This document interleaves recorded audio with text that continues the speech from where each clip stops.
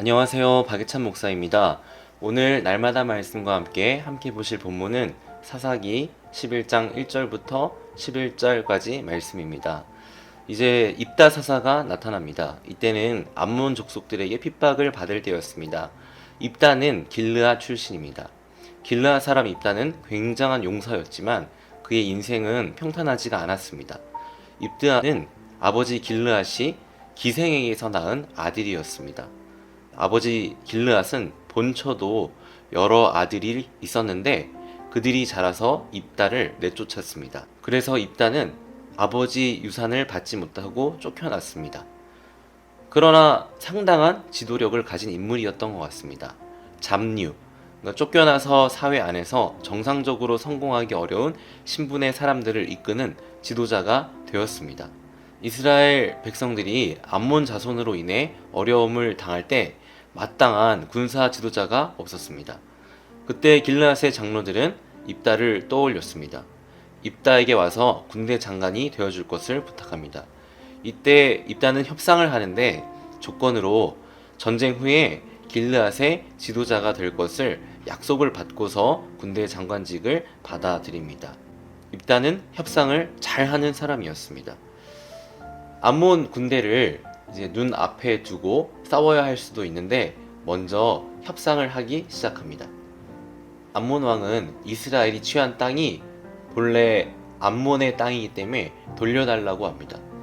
입다는 이 협상을 하면서 원래 그 땅은 암몬의 땅이 아니고 아모리인의 땅이라고 하면서 암몬 왕의 주장은 근거가 없는 것이라고 말해줍니다.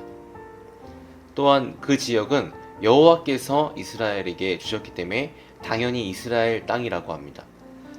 만약 그 땅이 진짜 암몬 땅이라면 왜 300년 동안 찾지 않다가 이제 와서 이스라엘에게 그러냐고 반문합니다.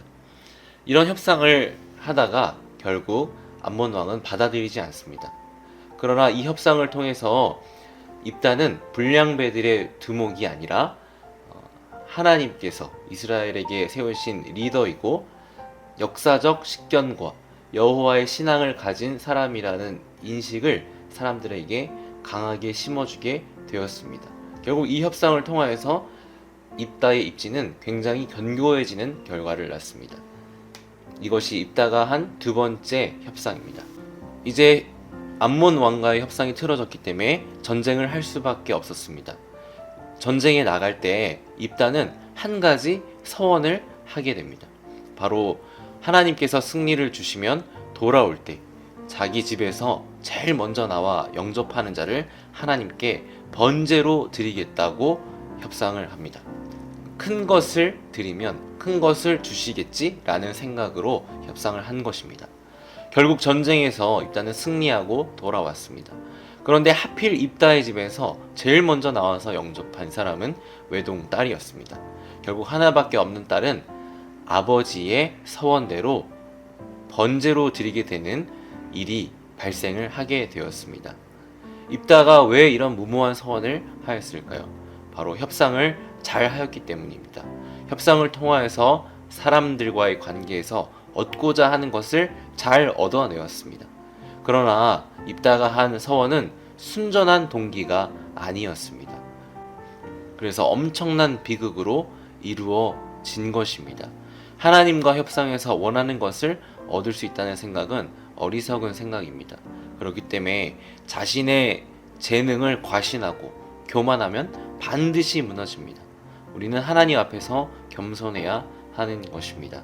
그리고 이 당시에 이스라엘의 영적 수준을 보여주는 사건으로 볼 수가 있습니다. 사랑하는 성도 여러분, 하나님은 하나님의 방법대로, 하나님의 뜻대로 우리의 환경과 역사를 이끌어 가십니다.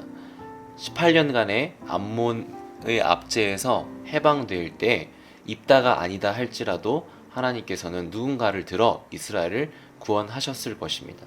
그런데 이 환경 속에서 입다를 사용하신 것입니다. 그러나 입다는 자신의 능력, 자신의 교만, 자신의 뜻대로 서원을 하면서 외동딸을 바치게 되는 비극적인 결과를 낳았습니다.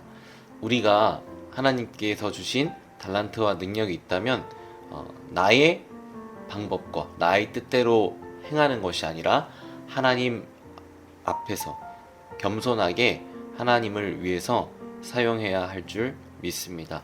오늘 하루도 우리가 겸손한 마음을 가지고 교만하지 않고 하나님의 뜻에 맞게 살아가는 하루 되시길 주님의 이름으로 축복드립니다. 기도하겠습니다. 사랑의 하나님 아버지, 감사합니다. 오늘 하루도 하나님께서 행하시는 이 역사 가운데 겸손하게 하나님의 뜻대로 살아갈 수 있는 은혜 내려 주시옵소서. 예수님의 이름으로 기도드립니다. 아멘.